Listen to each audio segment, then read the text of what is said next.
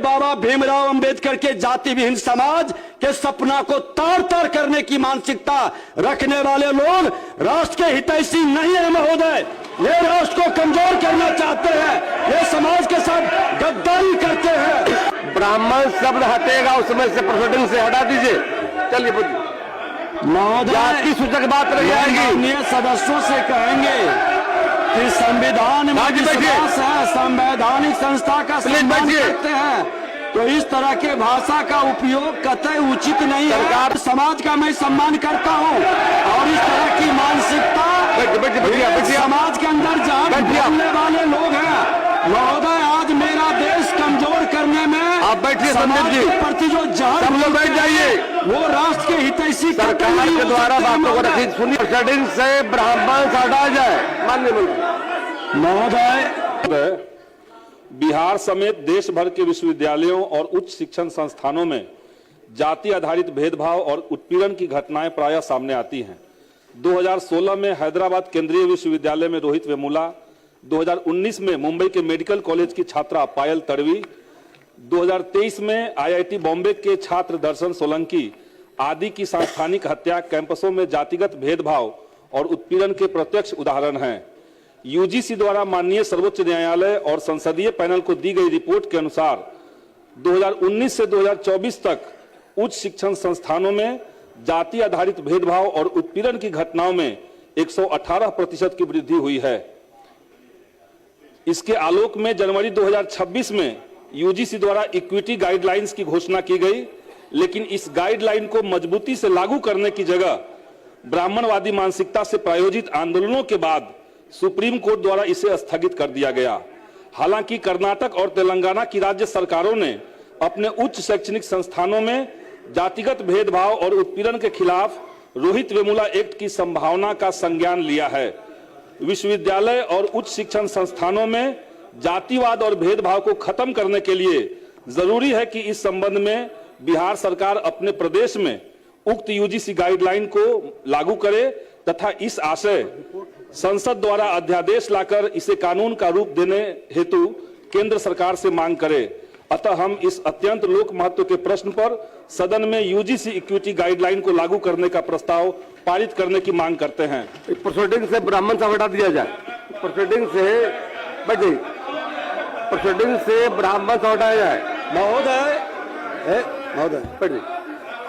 महोदय, हमने कहा है, हमने आसन से कहा है प्रोसीडिंग से ब्राह्मण हटाया जाए।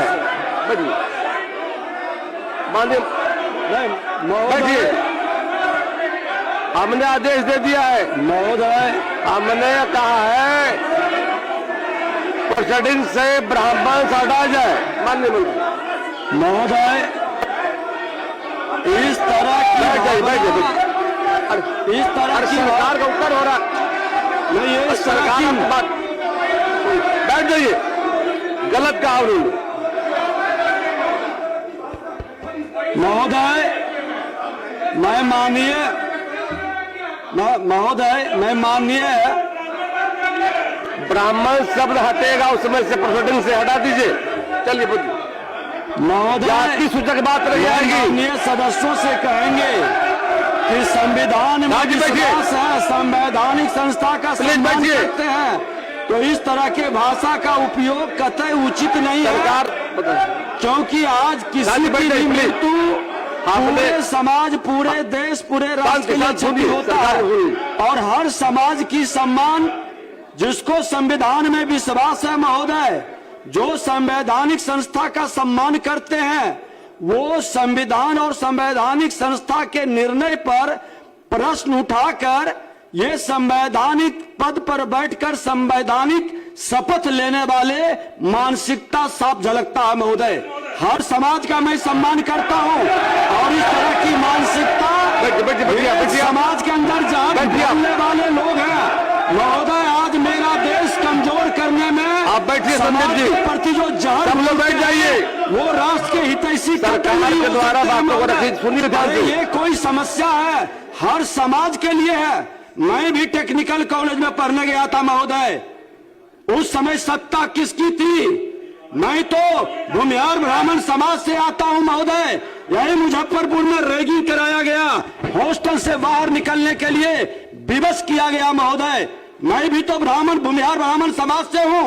ये मानसिकता पर प्रश्न उठनी चाहिए, लेकिन जातिगत भेदभाव से ये बाबा भीमराव अंबेडकर के जाति विहीन समाज के सपना को तार तार करने की मानसिकता रखने वाले लोग राष्ट्र के हितैषी नहीं है महोदय।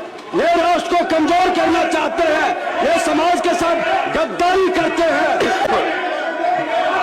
प्रभारी मंत्री विजय बाबू, प्रभारी मंत्री नगद विकास, प्रस्ताव रखिए। प्रस्ताव आपका है, पढ़िए पढ़िए, छोड़िए ना